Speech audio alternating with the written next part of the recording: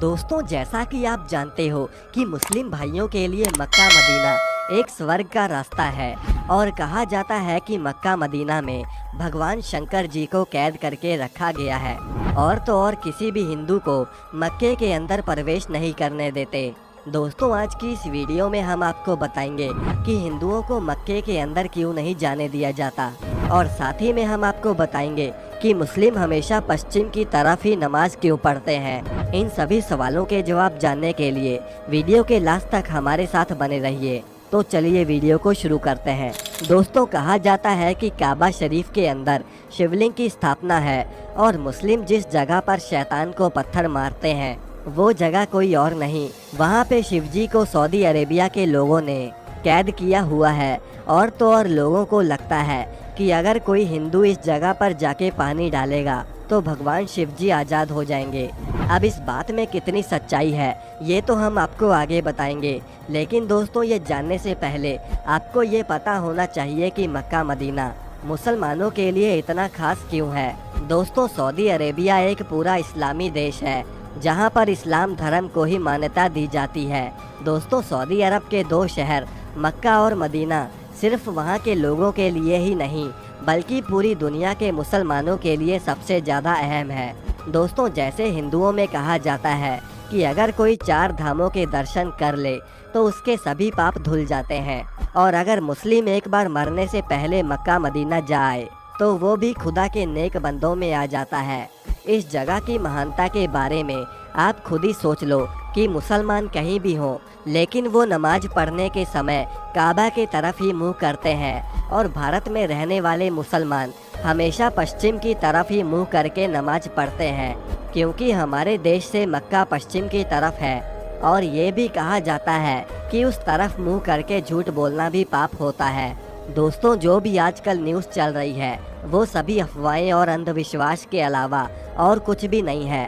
अगर आप सच्चे हिंदू हो तो आप ये क्यों भूल गए कि भगवान शिव शंकर को कोई कैसे कैद कर सकता है।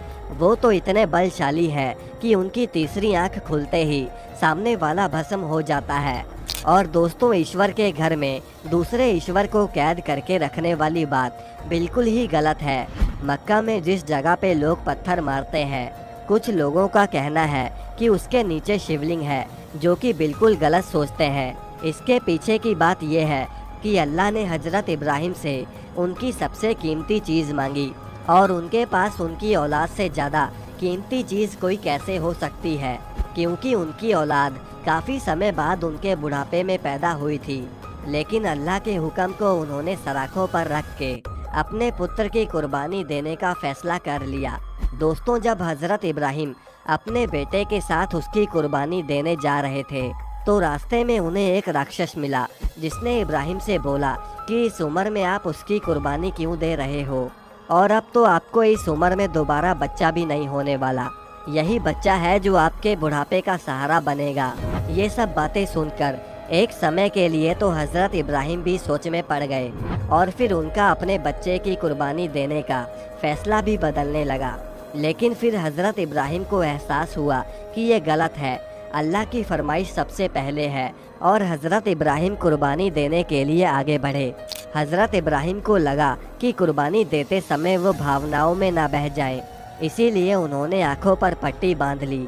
लेकिन खुदा कैसे किसी का बुरा कर सकता है, वो तो बस हजरत इब्राहिम की परीक्षा ले रहे थे।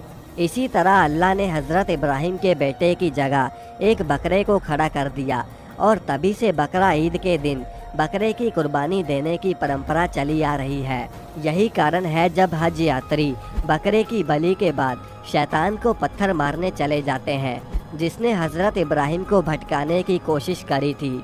अब ऐसे में ये कोई शिवलिंग नहीं है, वो तो बस 3 खंबे हैं जो कि शैतान का प्रतीक है।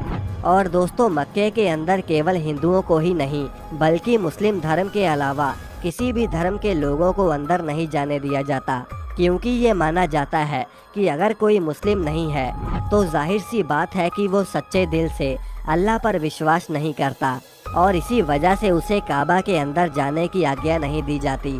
तो दोस्तों, ये थी आज की वीडियो।